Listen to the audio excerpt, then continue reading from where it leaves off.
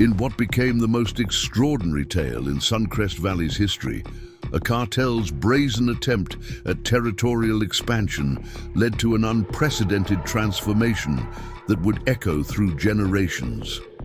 A former government assassin who had found solace in the simplicity of growing heirloom tomatoes was forced to emerge from the shadows when the notorious Serpiente Cartel fatally miscalculated their latest target. But what began as a deadly confrontation evolved into something that would shake the foundations of both worlds. A story of rebirth that would turn hardened cartel soldiers into guardians of the very community they once sought to destroy. Nia. Gentle dawn light painted long shadows across Marcus River's carefully tended greenhouse, where rows of rare heirloom tomatoes thrived under his methodical care. His weathered hands moved with practiced precision as he checked each plant's soil moisture. The same deliberate attention to detail that had once made him the CIA's most effective problem solver, now dedicated to cultivating some of the region's most sought-after organic produce. The morning silence was broken only by the soft whisper of leaves in the breeze and the distant calls of awakening birds. This tranquil routine had become Marcus's sanctuary over the past 3 years, a world away from the classified operations and wet work that had defined his previous life. Here, in this remote corner of Suncrest Valley, he had finally found a measure of peace that had eluded him throughout his years in the shadows. "Morning, Marcus!" Sarah Chen's cheerful voice carried across the greenhouse. The elderly owner of the local farmers market made her way down the path, carrying her signature basket of fresh-baked sourdough and thermoses of locally roasted coffee. "Thought you might need breakfast. You've been out here since before sunrise again." Marcus straightened, wiping his hands on his worn work pants. "Sarah, you're spoiling me. Isabel would have loved this bread." His voice softened at the mention of his late wife, whose death had prompted his final exit from his clandestine career. "Someone has to look after you," Sarah replied, setting her basket on a nearby workbench. "Besides, you're the only one who helps me with my specialty peppers. This year's Spice Festival trophy is mine." Her competitive spirit hadn't diminished with age, and her notorious ghost pepper salsa had become legendary in 3 counties. As they shared breakfast in the early morning light, Marcus noticed Sarah's slight tension when the sound of approaching vehicles echoed through the valley. "They're getting bolder," she said quietly, her usual cheer dimming. "Third time this week we've seen their black SUVs prowling around." Marcus remained silent, methodically finishing his coffee while his trained senses catalogued the vehicles. Approach. The Serpientes Cartel had been expanding their territory, moving north from Mexico through the border states with unprecedented aggression. Their advanced scouts had been appearing with increasing frequency in Suncrest Valley, testing boundaries and gathering intelligence. "Sheriff Martinez says they've already taken control of 3 farms in the next county," Sarah continued, her voice dropping to a whisper. "They broke James Wilson's fingers when he refused to let them use his storage facilities. His family's owned that property for 4 generations. Now they're talking about selling." The vehicle's sound grew louder, and Marcus helped Sarah gather her things. "You should head home. I'll handle this." His voice carried no emotion, but decades of training had already kicked in, his mind automatically mapping sight lines and calculating angles.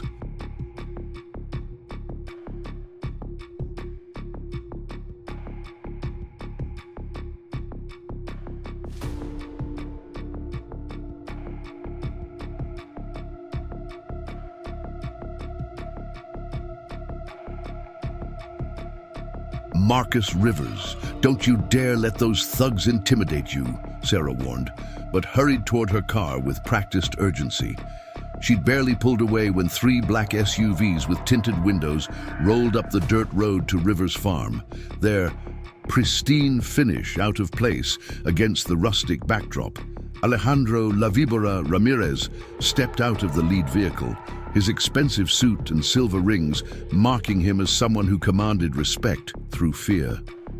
4 men emerged from each of the other SUVs, their practiced movements and concealed weapons telling Marcus everything he needed to know about their capabilities. "Beautiful setup you have here, farmer," Ramirez called out, adjusting his designer sunglasses as he surveyed the fertile fields and modern greenhouses. "Would be a shame if something unfortunate were to happen to it." His accent was subtle, refined, marking him as cartel royalty rather than a common soldier. His men spread out, with tactical precision, their boots crushing delicate seedlings as they moved to establish control of the area. To them, Marcus appeared to be just another rural farmer about to learn the harsh realities of their new world order. They failed to notice how he stood, weight perfectly balanced, hands relaxed but ready, the stance of a predator methodically.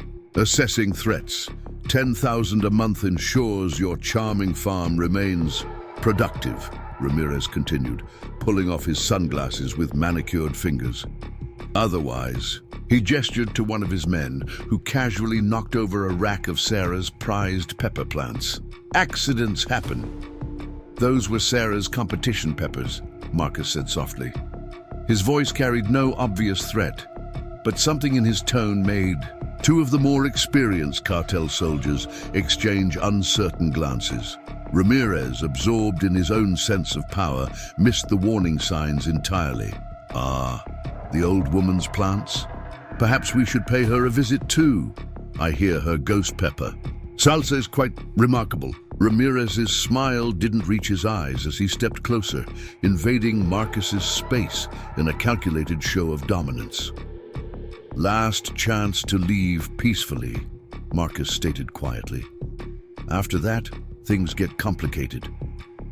The cartel members erupted in laughter, their arrogance masking the deadly miscalculation they had just made.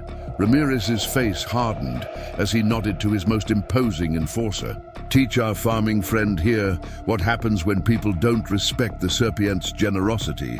The enforcer, a mountain of muscle named Cruz, moved first, swinging a steel-reinforced tactical baton at Marcus's head. But Marcus was no longer there. With movements honed through countless off-the-books operations, he sidestepped the attack and disarmed Cruz with a precision strike that shattered the man's wrist. The baton hadn't hit the ground before Cruz joined it, gasping for air. Through a crushed larynx, a second enforcer, known only as El Lobo, charged forward with deadly intent. Marcus moved like smoke, redirecting El Lobo's momentum into one of the greenhouse support poles. The massive man crashed through the polycarbonate panels in a shower of broken plastic and tangled vine supports. Ramirez's composed facade cracked slightly as he watched 2 of his best men neutralized in seconds. "Mateo, Diego, kill him!" The remaining enforcers drew concealed weapons, their training evident in how they moved to flank Marcus. They attacked in coordinated pairs, expecting to overwhelm him with numbers and firepower. Instead, their coordination became their undoing, as Marcus flowed between them like water through stones. Each movement was economical, precise, the product of decades spent perfecting the art of close-quarters elimination. One enforcer's arm snapped at the elbow, his pistol clattering uselessly to the ground. Another found himself struggling to breathe through a precisely targeted throat strike. Ramirez stared in growing disbelief as his elite security detail lay groaning on the ground. "You're dead, farmer," he snarled, drawing a custom-plated Desert Eagle from his shoulder holster. "Your little kung fu tricks won't stop bullets." "That's what the Medellin cartel said too," Marcus replied calmly, catching Ramirez's gun hand in a motion too fast to follow. They were wrong. The fight ended with brutal efficiency. Ramirez found himself disarmed and face down in the dirt, his expensive suit ruined and his pride shattered. When Sheriff Carmen Martinez arrived 7 minutes later, she found 9 members of the notorious Serpientes cartel, zip-tied with their own belts, sitting in Marcus's tomato garden. Jesus, Rivers, the sheriff sighed, taking in the scene. Couldn't leave the excitement south of the border? Marcus was already carefully repotting Sarah's damaged pepper plants. They threatened Sarah, Carmen. You know I couldn't let that stand. But this was just the beginning. No one could have predicted how this single confrontation would spiral into a story of redemption and unexpected allegiance. Throughout the day, word of the confrontation at Rivers Farm spread through Suncrest Valley like wildfire. By sunset, Sheriff Martinez's phone wouldn't stop ringing with calls from concerned citizens and reporters trying to verify the increasingly elaborate rumors. 9 cartel soldiers, including the notorious La Vibra himself, taken down by a single farmer growing heirloom tomatoes. At the county detention center, Ramirez nursed his wounded pride along with his injuries. His second-in-command, Miguel El Sabio Ortiz, listened through the secure prison phone as Ramirez spat out orders. "Get everyone together. I want that farm burned to ashes by morning." "Jefe, maybe we should think this through," Miguel suggested. Watching other cartel members gather at their local safe house, something doesn't add up about this farmer. The way he moved, his techniques, this isn't some ordinary granjero. "Are you questioning me?" Ramirez's voice turned venomous. "That man humiliated the Serpientes. Nobody does that and lives to tell about it. Nobody." The pieces were in motion. A simple act of defense had sparked a chain of events that would reshape an entire community.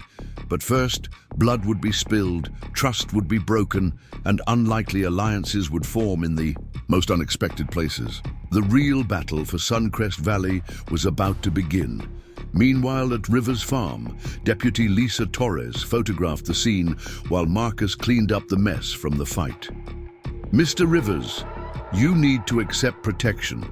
When the cartel learns about this, I appreciate the concern, Deputy," Marcus interrupted gently, continuing to salvage what he could of Sarah's pepper plants. "But I can handle myself." Lisa wasn't giving up. "Sir, the Serpientes have over 300 soldiers in this region alone. They've never let an insult go unanswered. Last month, they torched the Rodriguez vineyard just for refusing to launder their money. Then maybe it's time someone stood up to them," Marcus replied, his voice remaining calm, even as his eyes constantly scanned the horizon, checking approaches and potential firing positions. His behavior made Lisa increasingly certain this was no ordinary farmer. Back at the station, Lisa shared her observations with Sheriff Martinez. "Carmen, something's off about Rivers. The way he moves, the way he took down 9 armed cartel soldiers. He's had serious training. Beyond serious," Martinez sighed, looking at a heavily redacted file marked "classified" on her desk. "Lisa, some stones are better left unturned. Just know that Marcus Rivers is the least of our worries right now." That evening, Sarah refused to leave the farm, despite Marcus's protests. She sat at his kitchen table, stubbornly arranging her salvaged pepper plants in new pots. "Those thugs threatened my peppers. Besides, someone needs to make sure you eat properly." Dr. David Zhang, the local veterinarian and Marcus's late wife Isabel's closest friend, hurried in through the back door. "Marcus, I just heard. Are you okay?" His eyes quickly scanned for injuries with professional precision. "I'm fine, David. Just some garden maintenance today." Marcus managed a small smile. "Garden maintenance? The whole valley's talking about how you single-handedly took down half of La Vibra's personal security detail." He lowered his voice. "They're saying Ramirez has put out a hit order. Let him try," Marcus said quietly, but something in his tone made both Sarah and David exchange worried glances. At the community center, Father Michael Ramirez, no relation to the cartel leader, was dealing with the aftermath in his own way. The Serpientes had been terrorizing his congregation for months, demanding protection money from church fundraisers and trying to use the building as a front for their operations. He called an emergency meeting with local business owners. "We can't let Marcus face this alone," James Wilson argued from his chair, his bandaged hands a stark reminder of cartel brutality. They'll come back with everything they've got. But what can we do? Maria Torres from the local market asked. They're killers. We're just farmers and shopkeepers. Father Michael looked thoughtful. Maybe that's been our problem all along. We've been acting alone. It's time we stood together. The sun was setting over Suncrest Valley, painting the sky in shades of blood red and deep purple. The peaceful evening belied the storm that was gathering on the horizon. In their safe house, the Serpientes were mobilizing for revenge, while in homes across the valley, a community was beginning to stir from its fearful slumber. The first shots in this war had been fired, but no one yet realized that the real battle wouldn't be won with bullets or blood. It would be won with courage, unity, and an assassin-turned-farmer's belief that even the darkest souls could find redemption in the fertile soil of second chances. Night fell over Suncrest Valley as the Serpientes gathered in force at their safe house. More than 40 cartel soldiers lined up their vehicles as Miguel laid out the plan for revenge. But El Sabio couldn't shake his unease. He'd seen extensive combat with Mexican special forces before joining the cartel, and something about the way Rivers had fought seemed hauntingly familiar. "Check this out," Diego said, showing Miguel his tablet. He'd been digging into Rivers' background. Guy just appeared here 3 years ago, right after his wife died. Bought the farm from his uncle. But before that, nothing. It's like he didn't exist. "Miguel, we need to know more about this farmer before we move against him," one of the veteran soldiers warned, his military instinct screaming danger. "His technique, his positioning, that wasn't civilian training." "We know all we need to know," snarled Carlos, one of Ramirez's most loyal lieutenants. "By sunrise, that farm is ash, and Rivers is dead. We show Suncrest Valley what happens when you disrespect the Serpientes." Young Rosa Martinez, the sheriff's niece, watched from her hiding spot behind a stack of crates. She'd followed the cartel, members hoping to gather information to help Marcus, her heart racing as she heard their plans for wholesale slaughter. But as she turned to slip away, her foot knocked over a hidden can of paint thinner. "What was that?" Carlos's voice boomed through the warehouse. "Check the perimeter." Rosa ran, her feet pounding against the concrete.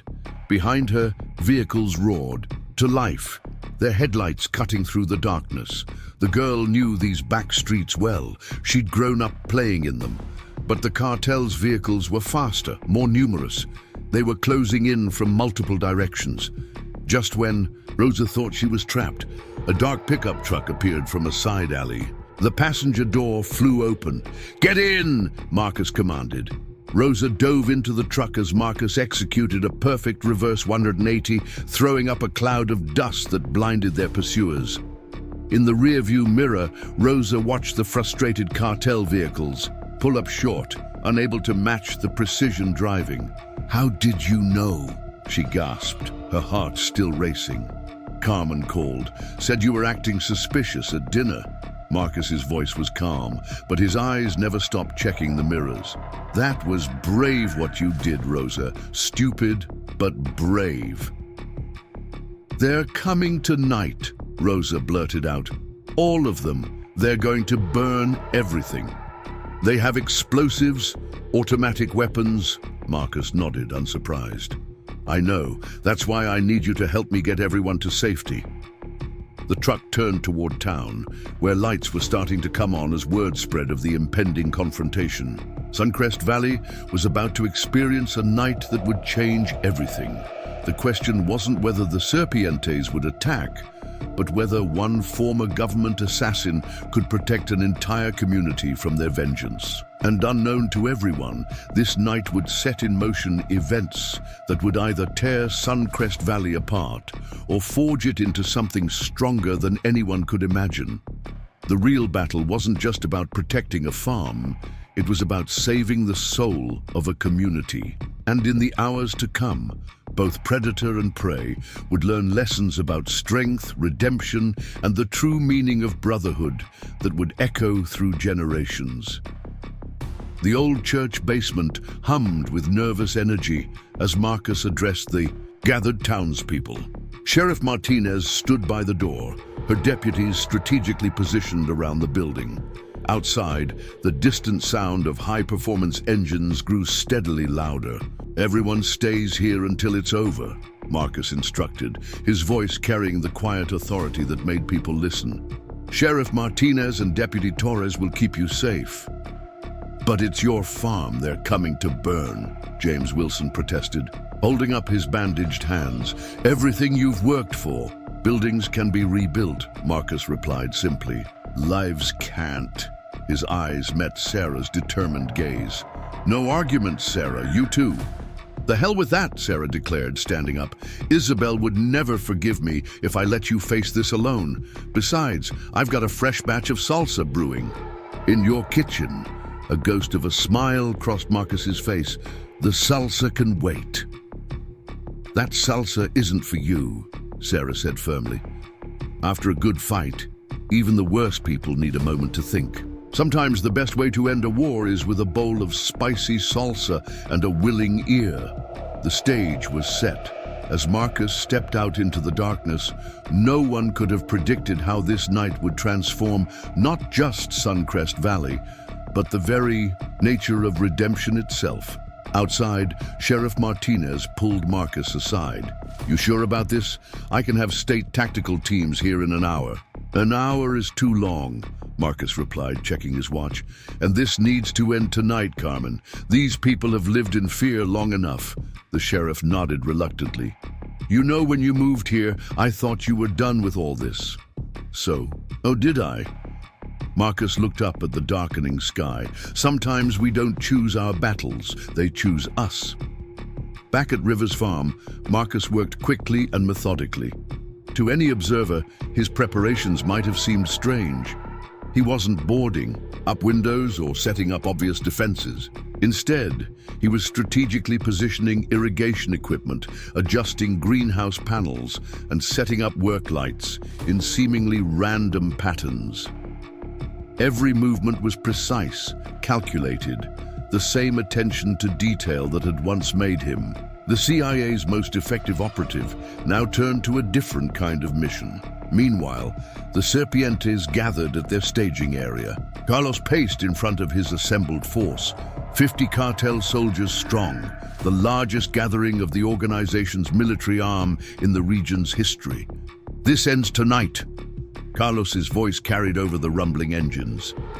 "Rivers, humiliated, has made us look weak. After we're done with his farm, no one will dare stand against the Serpientes again." But Miguel noticed something odd. Their most violent members were cheering, but some of the veterans looked uncomfortable. He recognized the look. He'd seen it in the mirror often enough. It was the face of men who'd seen enough bloodshed in their lives. "Diego, tank. You take the east approach," Carlos ordered. "Miguel's team hits from the west. I want that. A place surrounded." "Jefe," Miguel spoke up, "something's not right. Rivers had hours to clear out, but my sources say he's still there. Alone." "Good," Carlos grinned. "Makes it easier."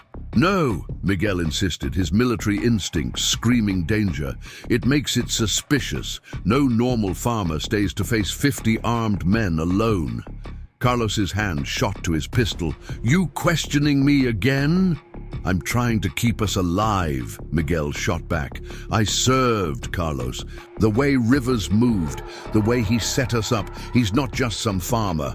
"Don't care if he's goddamn James Bond," Carlos snarled. "Tonight, he's a dead man." The cartel vehicles roared off into the darkness, splitting into their assigned groups. But Miguel held back, watching through his tactical binoculars. Something about the farm's layout had changed. The work lights created strange shadows, and the equipment wasn't where it had been that morning. Under the cover of darkness, a deadly game was about to begin, one that would test not just Marcus's skills, but his belief that even the most hardened hearts could find redemption in the most unexpected places. At the church, Rosa couldn't sit still. "We should be helping him," she whispered urgently. Sarah put a steadying hand on her shoulder. "Watch and learn, child. Sometimes the quietest men are the most dangerous." Deputy Torres frowned at her radio. "Sheriff, we're getting reports of explosions at the Serpientes safe house." "That's impossible," Martinez replied, checking her weapon. "All their men are headed to Rivers Farm." "Not all of them," Rosa grinned. "I might have mentioned where they keep their ammunition to a certain farmer." Back at the farm, Marcus stood in his darkened greenhouse, listening to the approaching vehicles. His hands moved automatically through familiar motions that had nothing to do with farming.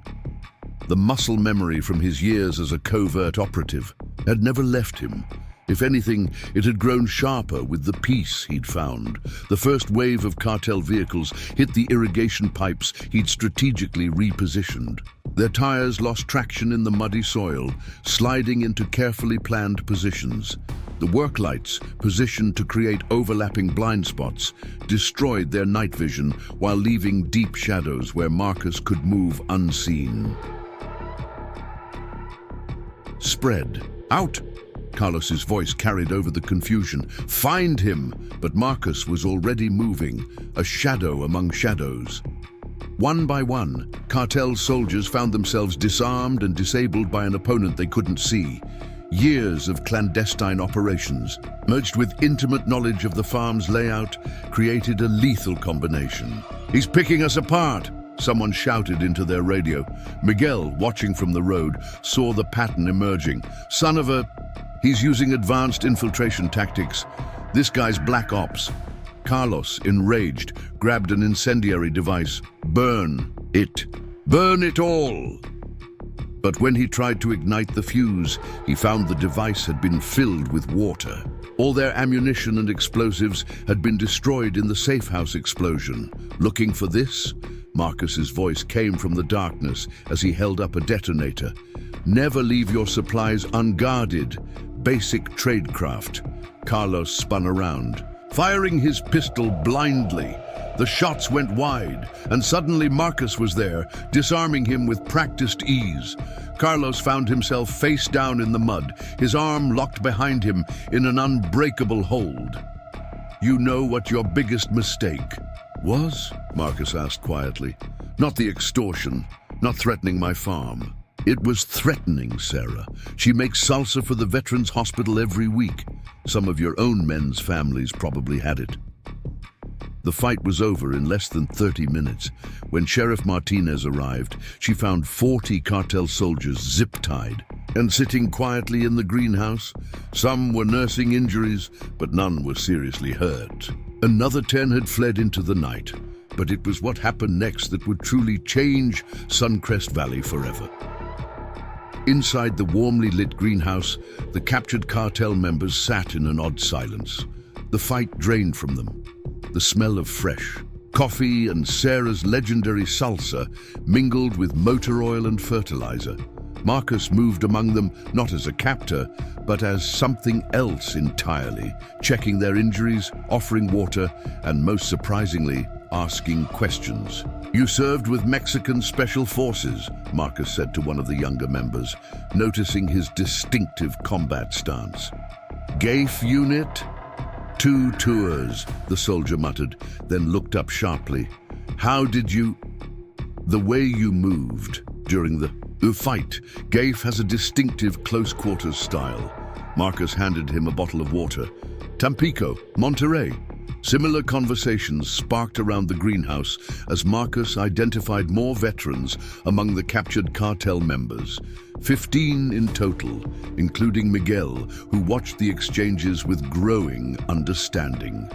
The night that was meant to destroy Rivers Farm was about to become something entirely different. A beginning rather than an end, a chance for lost warriors to find their way home. "You're not just some farmer," Miguel finally said, the pieces falling into place. "The way you set this up, the field as a kill box, the lights for disorientation, the supply line disruption, That's CIA tactics. The greenhouse fell silent. Carlos, still secured but now sitting on a workbench, jerked his head up. CIA, Marcus confirmed quietly. 20 years. Retired as a senior operations officer. Several of the veteran members straightened instinctively, their military bearing returning automatically. Check his move against Tank, Miguel continued, turning to his fellow veterans. That was a CIA takedown technique, and the way he used the terrain, man, we never stood a chance. Sarah chose that moment to enter the greenhouse, ignoring Marcus's exasperated look.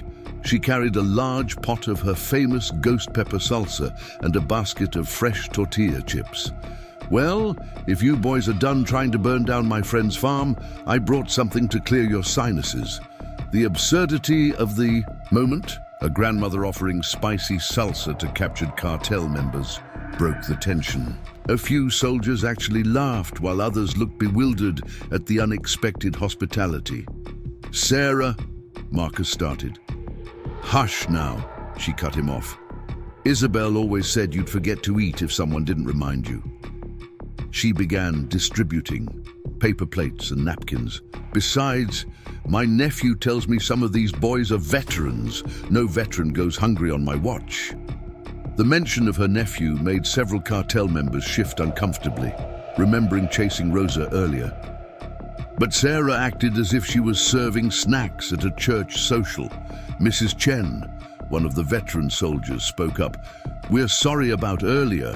With Rosa, eating my salsa is a good start toward making amends, Sarah replied firmly.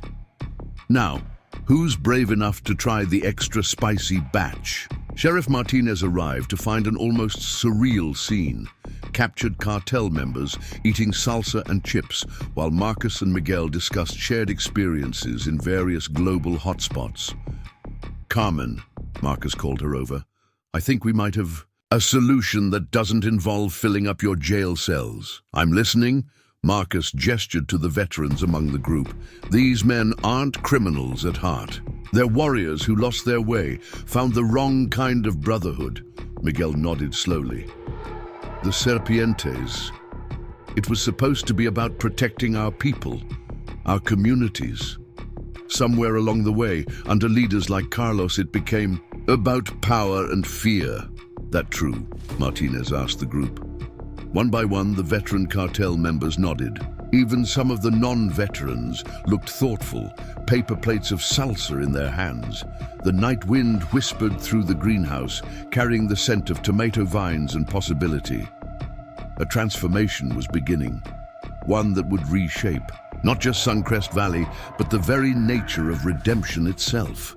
And it all started because a former assassin believed that even the darkest souls could find light again. Here's my proposal, Marcus continued, setting down his coffee cup.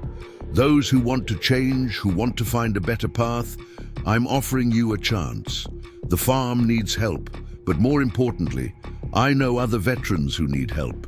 People who understand what you've been through. Carlos sneered from his restraints. You're crazy if you think... Shut up, Carlos. Miguel cut him off sharply. For once in your life, just shut up. He turned to Marcus. What exactly are you offering? A program. Part work, part rehabilitation.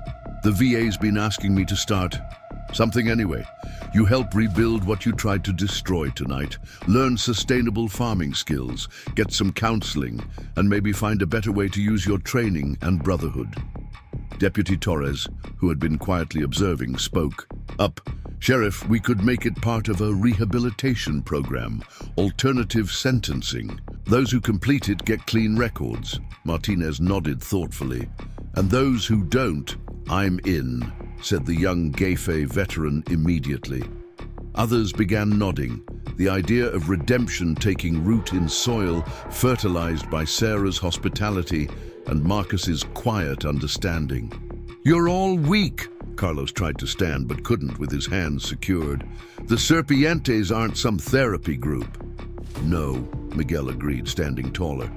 We were supposed to be brothers, and we forgot what that means. He faced Marcus. If you're serious about this offer, I know some other veterans who could use it too. Guys who haven't fallen in with the cartel yet, but they're close. Dr. Zhang arrived to check on the injured cartel members. Marcus, he said quietly, Isabel would be proud of this. It's exactly what she would have done. The mention of his late wife made Marcus pause. Isabel had always believed in second chances. It's why she'd supported his dream of turning the farm into a place of healing after he'd left the agency. Her death had nearly destroyed him, but her vision had given him purpose. As the night wore on, plans began taking shape. Sheriff Martinez made calls to the district attorney's office. Dr. Zhang offered to coordinate with VA counselors. Sarah simply kept serving salsa and chips, as if this was the most natural thing in the world. By dawn, 25 members of the Intimidate, including all 15 veterans, had accepted Marcus's offer. Carlos and his most hardcore followers would face charges, but the majority of the cartel's local force was taking a different path. You know, Miguel said as the sun rose, we need a new name. Can't keep Serpientes if we're going to change. How about the Valley Protectors? Rosa suggested, having snuck back to the farm despite her aunt's protests. The former cartel members groaned, but there were smiles behind their objections. Something had shifted during that long night in the greenhouse. A new kind of brotherhood was taking root, nourished by Sarah's salsa and Marcus's quiet understanding. None of them could have predicted how this strange night would transform not just their lives, but the entire community of Suncrest Valley. The war that everyone expected had instead become something far more powerful, a chance for redemption. And it all started because one former CIA operative believed that even the hardest hearts could change when given the right soil in which to grow. 1 week after the confrontation at Rivers Farm, the morning quiet was broken by the sound of approaching vehicles, but this time they came not to destroy, but to rebuild. Miguel led a group of 20 former cartel members up the gravel drive, their vehicles now carrying tools instead of weapons. Still can't believe we're doing this, muttered Tank, looking uncomfortable without his tactical gear. Better than federal prison, Diego reminded him, eyeing the scorched remains of their old safe house. Besides, after what happened to Carlos, they'd all heard how Carlos and his loyal followers had tried to ambush Marcus at the local diner. 2 days after the greenhouse incident, the fight lasted exactly 20 seconds. Carlos ended up with a shattered jaw and a 10-year sentence, while Marcus calmly finished his coffee. Marcus stood waiting by the greenhouse, his posture relaxed but alert. Glad you made it. Hope you all had breakfast. Sarah sent us with this. Miguel held up a container, said something about growing boys needing proper food. Of course she did. Marcus smiled slightly. First thing we need to do is clear the damaged fields. Those vehicles of yours tore up quite a bit of soil. The work was hard, but none of the men complained. They'd expected harsh treatment, militant discipline. Instead, they found something unexpected: respect. Marcus worked alongside them, teaching rather than commanding. See these tomato plants? Marcus demonstrated proper replanting techniques. The roots tell you everything. Just like in combat, you need to read the signs, understand what's beneath the surface. By mid-morning, Dr. Zhang arrived to set up the first counseling session in the converted farm office. Who's first? He asked, clipboard ready. The men exchanged nervous glances until Miguel stepped forward. Guess that's me. Lead by example, right? As Miguel disappeared into the office, Deputy Torres pulled up in her patrol car. She'd been assigned as liaison for the rehabilitation program. How's it going? Better than expected, Marcus replied, watching Tank carefully showing Rosa how to check soil pH levels. They're warriors at heart, just needed a new mission. The local news crew showed up around noon, drawn by the unusual sight of former cartel members working a farm. Marcus kept them at a distance, but allowed a few photos. These men deserve privacy while they rebuild their lives, he told the reporters firmly. Father Michael arrived with lunch, courtesy of his congregation. Church Council voted unanimously to support the program, he announced. We're converting the old youth center into a dormitory for veterans who need housing. The transformation wasn't just physical. As the men worked the land, stories began to emerge. Diego had been a combat medic before PTSD drove him to the cartel. Tank lost his family to deportation after his military service ended. Each had sought brotherhood in the Serpiente, finding temporary relief in violence and intimidation. It's strange, Miguel commented during a water break. In the cartel, we thought we were free, but we were just building another prison. That afternoon, James Wilson arrived from his hardware store, his bandaged hands a testament to cartel brutality.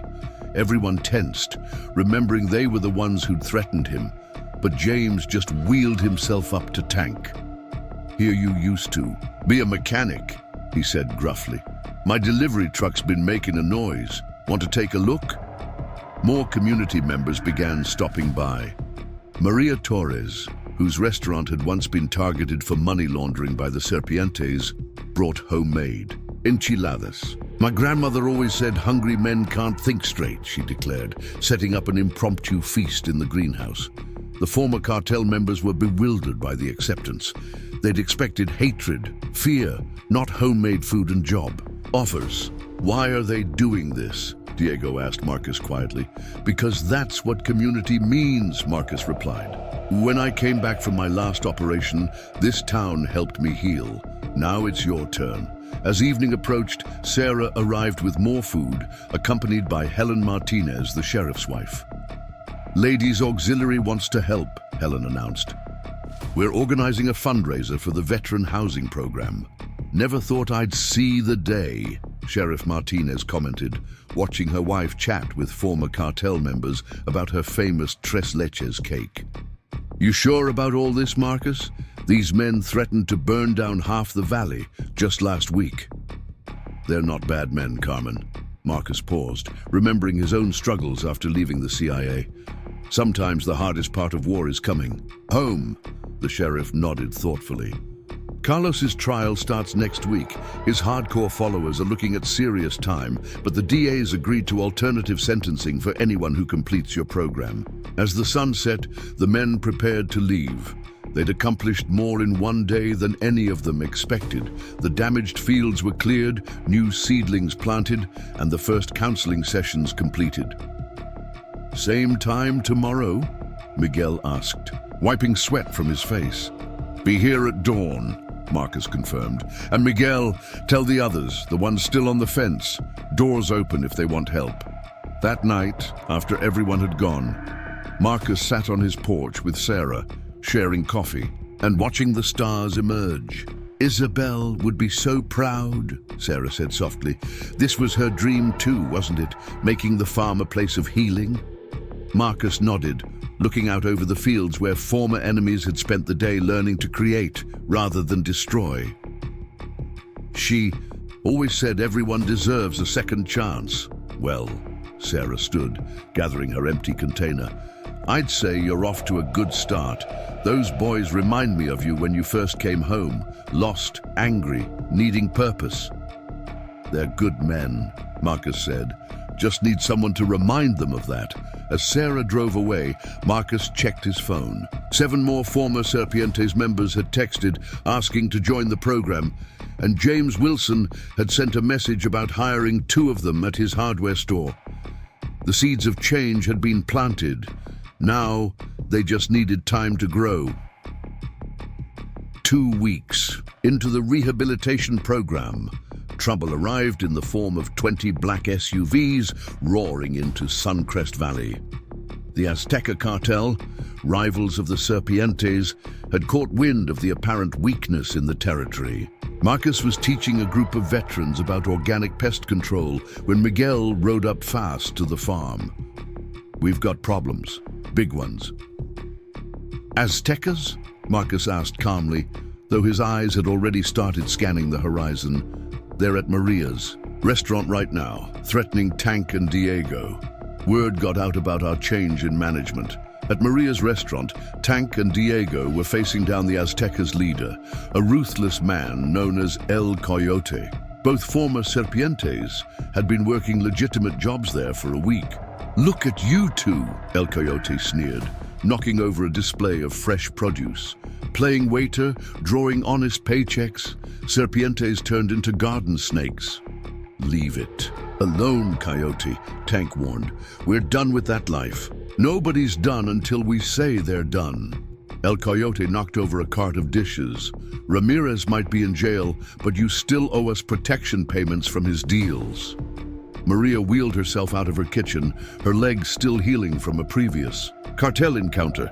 "This is my property. Get out before I call the sheriff." El Coyote laughed. "Call whoever you want, Abuela. By the time they get here, they're already here," came Marcus's quiet voice from behind them.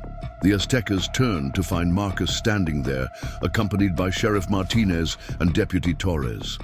Behind them, trucks and cars were pulling up, carrying more former serpientes and townspeople. "This isn't your business, farmer," El Coyote growled. "Actually, it is." Marcus stepped forward. "These men work for Maria. Maria's a friend. That makes it my business." El Coyote looked around at his men, 20 against 1. "I like those odds. You might want to check your math," Sheriff Martinez commented as more vehicles arrived. Former cartel members who joined the rehabilitation program were pulling up alongside dozens of townspeople. Even Sarah was there, armed with her wooden spoon. "This is what you left the serpientes for?" El Coyote taunted Tank and Diego. "Playing farmer with some local hero?" "No," Tank replied, standing straight. "We left because we found something better than fear. We found purpose, community." Diego stepped forward, moving to stand beside Marcus. El Coyote's face darkened. "You're dead, all of you." He reached inside his jacket. What happened next became another Suncrest Valley legend. Before El Coyote could draw his weapon, Marcus moved with the liquid speed that had made him legendary in the CIA. The cartel leader found himself disarmed and face down on the concrete. "Now," Marcus said conversationally, maintaining his hold, "on El Coyote, we're going to have a civilized discussion about territory and respect." The Aztecas reached for weapons, but froze as Sheriff Martinez's deputies emerged from strategic positions, weapons ready. More importantly, they found themselves surrounded by determined townspeople and reformed cartel members standing shoulder to shoulder. "See, here's the thing," Marcus continued, his voice carrying to everyone. "Suncrest Valley isn't just some territory to be carved up. These people aren't marks for your protection racket. They're my friends, my family." "Our family," Miguel corrected, stepping forward. The other former cartel members nodded in agreement. "So you have two choices," Marcus went on, applying slightly more pressure, making El Coyote gasp. "Leave now and spread the word that Suncrest Valley is off limits, or..." He adjusted his grip, causing the cartel leader to wince.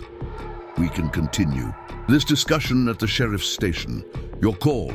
For a tense moment, no one moved. Then one of the Aztecas gunned his engine and took off. Others followed quickly. Within minutes, only El Coyote remained. Okay, El Coyote wheezed. "We're going to Suncrest Valley's yours." "No," Marcus corrected, helping him up but maintaining a firm grip. "Suncrest Valley belongs to its people. Remember that." As the Aztecas retreated, Maria approached Tank and Diego. "Well, boys, that was an exciting lunch break. Now, about those tables that need clearing." The casual return to normalcy broke the tension. People began dispersing, though many headed to Sarah's house.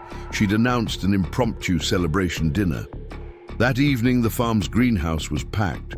Former enemies sat together sharing Sarah's cooking while Dr. Zhang led a group therapy session. The Azteca appearance had shaken some of the veterans, bringing up old traumas. "I almost went for a weapon," Diego admitted during the session. "It was pure instinct." "But you didn't," Marcus reminded him. "You chose a different path. That's what matters." Sheriff Martinez, enjoying Sarah's tamales, pulled Marcus aside. Words spreading about your program. Got calls from 3 other counties asking how to set up something similar.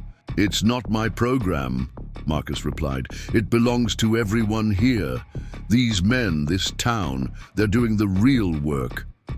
Looking around the greenhouse, Marcus saw Tank teaching Rosa about engine maintenance while Sarah supervised. Miguel was discussing plans for a veteran-run security company with James Wilson. Father Michael was organizing a community garden project with Maria Torres. You know, Deputy Torres commented, joining them.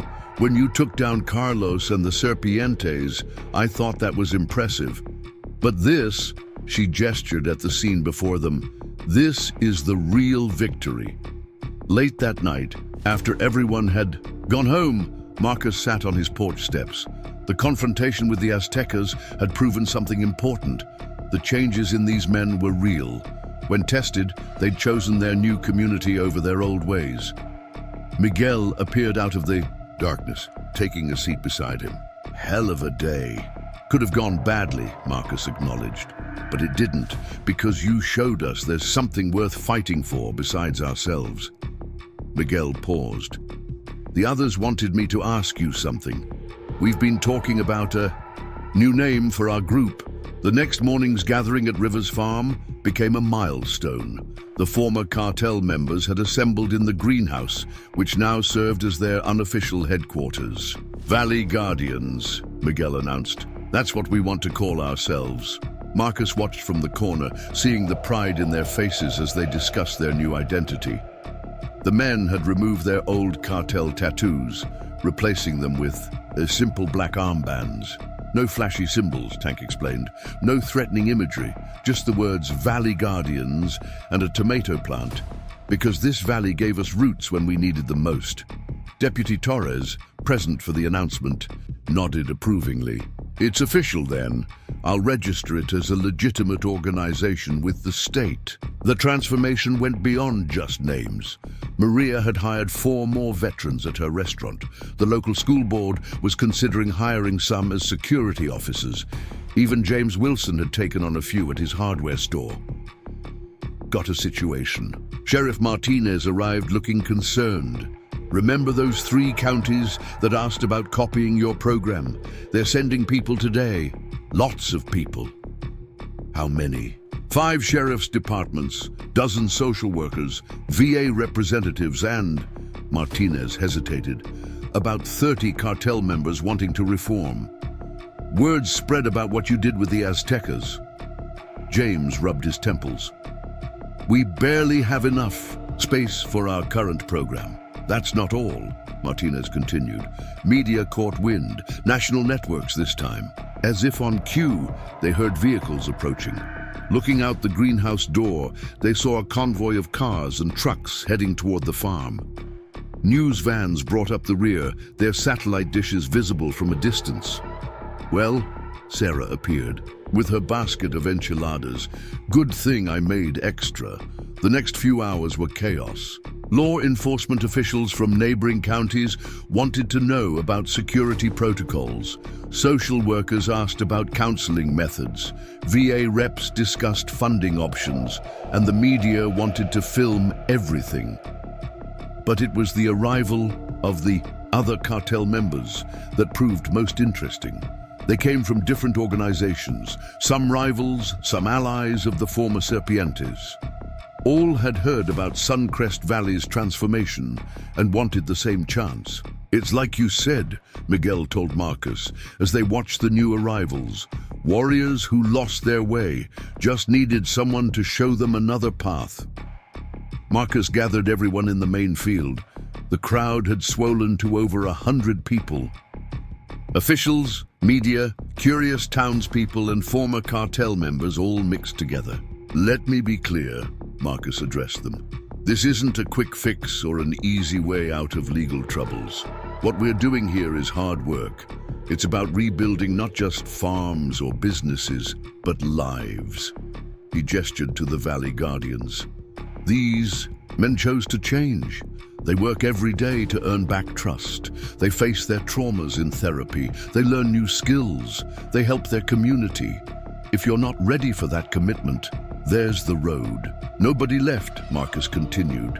First thing, everyone with a camera needs to leave. These men deserve privacy while they rebuild their lives. The media protested, but Sheriff Martinez and her deputies firmly escorted them to the property line. One reporter tried arguing about public interest. The public's interest, Marcus told him, is in successful rehabilitation, not reality TV. These men need space to heal. Once the cameras were gone, the real work began. Dr. Zhang and other counselors set up intake interviews. Father Michael coordinated with churches from other counties about housing. James Wilson and Maria Torres talked about job training programs. The Valley Guardians took charge of the new arrivals, showing them around, explaining the program. Their own experiences made them perfect mentors. "See that field?" Tank told a group, pointing to the thriving tomato plants. "A week ago it was dirt. Now it's growing food. That's what this place does. Takes broken things and makes them grow again." Margaret Martinez, Helen Wilson, and other town leaders organized a massive welcome dinner. The sight of former cartel members sitting down with law enforcement and townspeople to share a meal was powerful. "Never thought I'd see something like this," Deputy Torres admitted, watching former rivals working together to set up tables. As the sun set, Marcus found a quiet moment with Miguel. "You realize what this means. We're going to need more space, more resources." Miguel smiled. "Already handled. The Valley Guardians took a vote. We're donating all our seized assets, money, properties, everything, to expand the program." "That's significant money," Marcus observed. "Blood money," Miguel corrected. "Time it served something good." Later that night, after most had left, the core group gathered in the greenhouse. They had flip charts full of plans, housing developments, training programs, counseling schedules.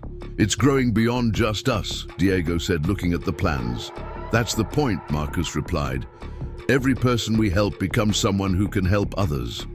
Rosa, who'd been quiet all day, spoke up. "You know what this means? The Valley Guardians could be everywhere. Helping people in other towns like you helped us." The men exchanged looks. The idea of their redemption spreading, helping others find their way back, it was powerful. "One step at a time," Marcus cautioned. "First, we need to make sure we do right by these new arrivals."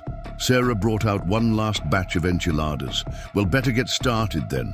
Hope you boys are ready for some long days ahead." As they shared the meal, plans were made, duties assigned. The Valley Guardians were no longer just a local group of reformed cartel members. They were becoming something bigger, a model for change, a beacon of hope for others lost in darkness. 3 months after the program's expansion, Carlos's trial was drawing to a close. The courthouse was packed as Marcus took the stand, his testimony crucial to the prosecution's case. "Mr. Rivers," the prosecutor began, "please tell the court about your interactions with the defendant and the Serpientes cartel." Carlos glared from the defendant's table, but Marcus remained composed. "They came to my farm demanding protection money. When I refused, they threatened violence. And you, a simple farmer, managed to subdue multiple armed attackers." Marcus met Carlos's eyes. "I'm a retired CIA senior operations officer. There was nothing simple about it." The revelation caused a stir in the courtroom. Carlos's face went pale as 20 years of classified operations were briefly summarized for the court. "And after subduing them," the prosecutor continued, "you offered rehabilitation instead of prosecution to those willing to change." "Yes, because I recognized what they really were. Lost warriors who needed a new mission."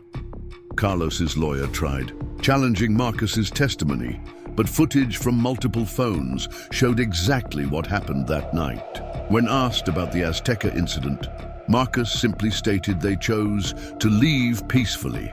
Back at Rivers Farm, the expansion was in full swing. The Valley Guardians had purchased adjacent properties using their surrendered assets. New dormitories housed 50 veterans in recovery. Training facilities and counseling centers operated daily. Problems at the North Field, Miguel reported as Marcus returned from court. New guys got into a fight, old cartel rivalries dying hard. Marcus found Tank and Diego already handling the situation, separating two groups of former rivals. "You want to fight?" Tank demanded. "Fine. Channel it right." He pointed to the boxing ring they'd set up. "In there with gloves, under supervision, or you're out of the program."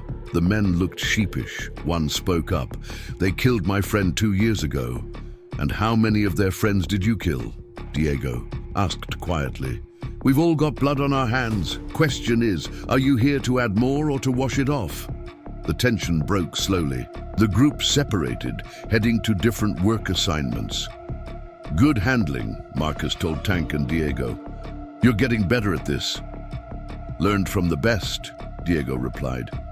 "Speaking of learning, got word from the VA. They're officially recognizing our program. Want to use it as a model nationwide." Inside the main greenhouse, now converted into an administrative center, Dr. Zhang was coordinating with counselors from 3 counties. "The trauma-informed approach is working," he reported. "Combining therapy with physical work gives them purpose while they heal." Father Michael arrived with news from his latest community outreach. 4 more churches want to sponsor rehabilitation programs, and the business associations offering more job placements. The Valley Guardians had become integral to the community. They provided security for local events, helped elderly residents with home repairs, and maintained an emergency response team for natural disasters. "Remember when we used to terrorize places like this?" Miguel mused during lunch. "Now we're protecting them." Deputy Torres, bringing updates from the sheriff's office, shared some surprising statistics. Crime rates down 60% across 3 counties.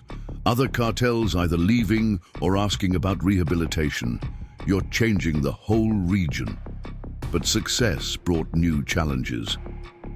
That evening, Marcus called an emergency meeting. Representatives from law enforcement, the VA, local government, and the Valley Guardians gathered in the greenhouse. "We've got a situation," Marcus began. "Word's spreading too fast. We're getting more requests than we can handle, and some people are trying to copy our program without understanding it." Sheriff Martinez nodded. "Got reports of 3 rehabilitation programs that are just scams, using our name to steal money from desperate families. Plus," Miguel added, "other cartels are pretending to reform just to gather intelligence. Had to turn away 10 guys last week who were obviously plants." "We need structure," Dr. Zhang suggested. "Official certification, training for program, leaders, quality control." The discussion lasted hours. Plans were made to formalize the program, create training protocols, and establish verification systems. The Valley Guardians would become trainers, teaching other communities how to properly rehabilitate former cartel members. "It's not just about giving people second chances anymore," Marcus explained. "It's about doing it right. One failure could destroy everything we've built." Rosa, who'd become the program's unofficial photographer, showed them her latest pictures. Former enemies working together, veterans healing, communities transforming. "You know what I see?" Sarah asked, looking at the photos. "I see hope. These men aren't just changing themselves, they're showing others it's possible." Late that night, after everyone left, Marcus walked his fields. The once quiet farm had become a beacon of transformation, but with Carlos's sentencing approaching and copycats threatening their work, bigger challenges lay ahead. Miguel joined him on his walk. "Carlos's lawyer approached me, wanted me to testify that you used excessive force, offered a deal, and told him to shove it. We've got a new code now." Miguel looked over the illuminated buildings where former cartel members were finding new lives.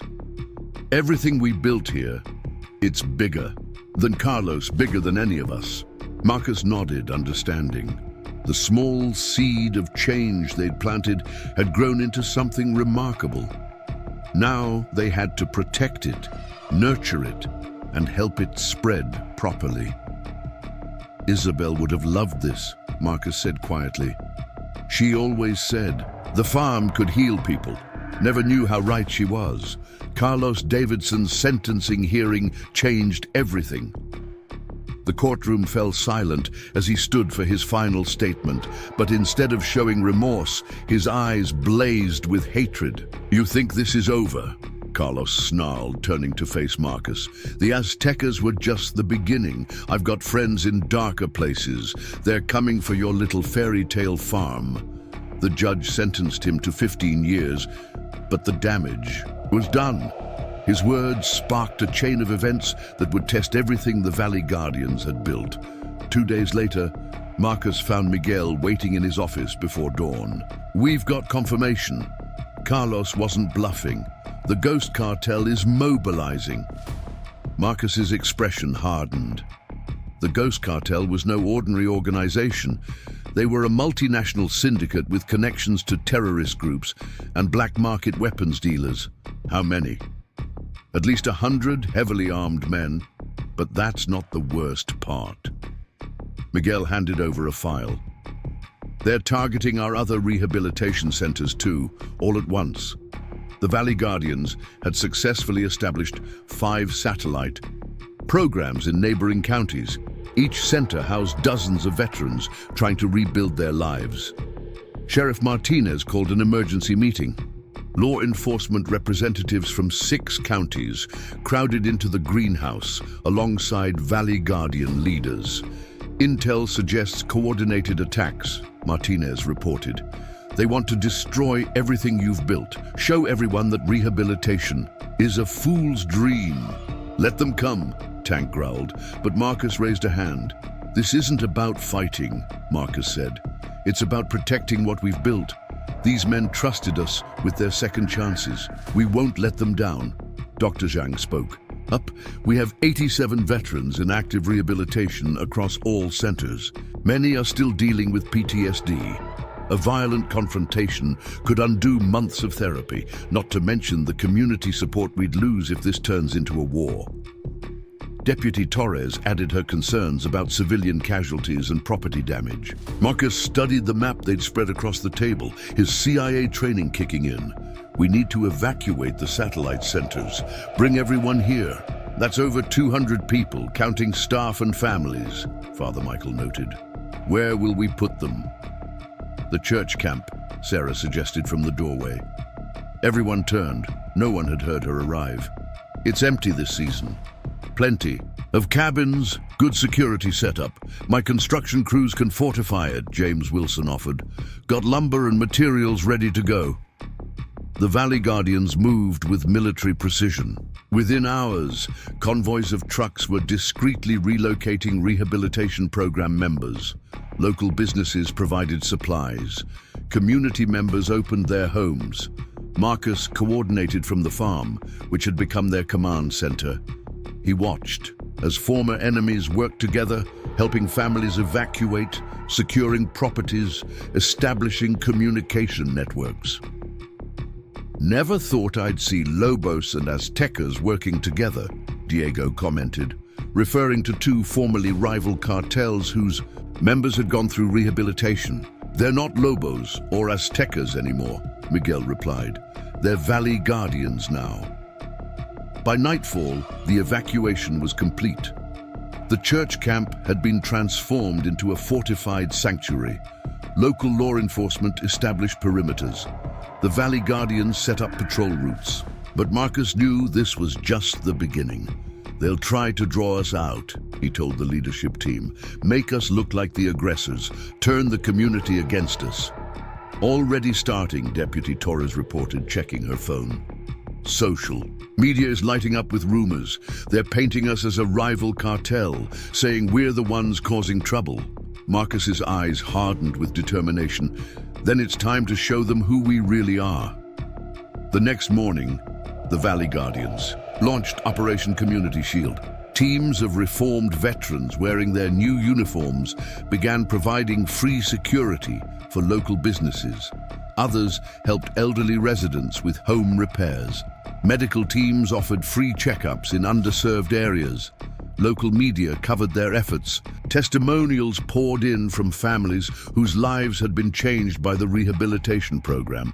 Churches and civic groups publicly endorsed their work.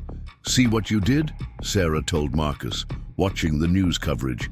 "You didn't just teach them to fight differently. You taught them to live differently." But the Ghost Cartel wasn't finished. That evening, 3 suspicious fires broke out across town.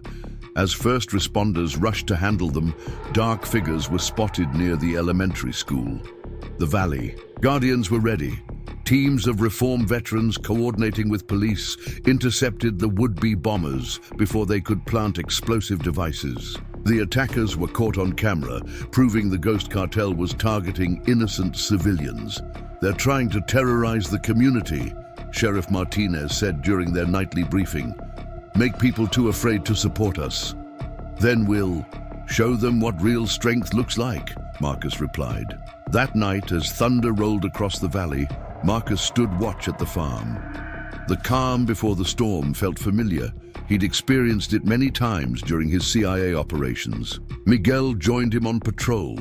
"You know, when I was with the Serpientes, I thought strength meant making people fear you. Now I understand. It's about making them trust you."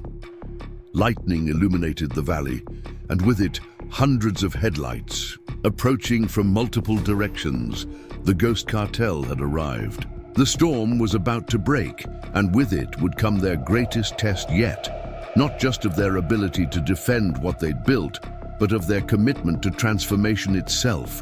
The question wasn't whether they could win a fight. It was whether they could win without becoming what they once were. "All units check in," Marcus spoke quietly into his radio. "Church camp secure," Tank reported. "All rehabilitation members safe." "Town perimeter covered," Diego confirmed. "Police and Valley Guardians in position." "Community center locked down," Deputy Torres added. "Emergency services standing by." The Ghost Cartel's leader, a man known only as El Espectro, pulled up to the farm's main entrance. Unlike Carlos's brash aggression, El Espectro carried himself with cold calculation. His tactical gear bore no insignia except a ghostly skull mask. "Rivers!" El Espectro's voice boomed across the property. "Come face your judgment!" Marcus stepped into the light alone, his casual stance betraying none of the combat readiness beneath. "Kind of dramatic, don't you think? You've undermined everything we stand for," El Espectro snarled, "turning warriors into farmers, making predators into prey." "No," Marcus replied calmly. "I helped lost men find their way home." "Big difference," El Espectro signaled, and his men revved their engines. Threateningly. "Last chance. Shut down your programs, send our people back, or we burn everything." "Your people?" Marcus raised an eyebrow. "They're not property. They're men who chose a better path. Then you choose war." "Actually," Marcus smiled slightly, "I choose this." Suddenly, lights blazed on all around the valley. The Ghost Cartel found themselves surrounded not by police or armed forces, but by the community itself. Hundreds of townspeople stood shoulder to shoulder with the Valley Guardians. Farmers on tractors blocked escape routes. Church buses created barriers. Construction workers manned impromptu barricades. "See, while you were gathering your army," Marcus continued, "we were reminding these men what real brotherhood looks like."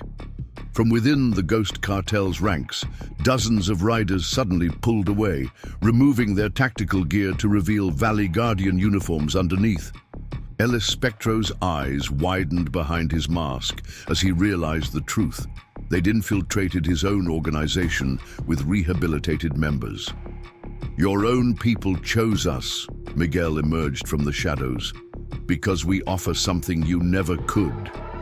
Redemption!" El Espectro reached for a weapon, but Marcus moved with lightning speed, disarming him effortlessly. Not happening, not here. More Ghost Cartel members began removing their gear. They'd seen the success stories, heard about second chances. Some had family members in the rehabilitation program. The fearsome army was dissolving before their eyes. This is what strength really looks like, Marcus addressed the remaining cartel members. Not fear, not violence, but community. Choice, change, and tamales. Sarah's voice carried from the porch, where she stood with her ever-present basket. Change always goes better with food. The tension broke. Several Ghost Cartel members actually laughed. They'd heard about Sarah's legendary cooking through the rehabilitation grapevine. You have a choice, Marcus continued. Stay and fight against an entire community ready to defend its own, or, he gestured to the Valley Guardians, join us, find a better way. El Espectro, his power visibly crumbling, made one last desperate move. Anyone who turns coat is dead. We hunt you down. A new voice spoke from behind the townspeople. Carlos's former lieutenant, now a Valley Guardian, emerged. Been undercover in your organization for weeks. Got enough evidence to take down your entire operation. Sheriff Martinez stepped forward, holding up a flash drive. Including your connections to 3 international terrorist groups.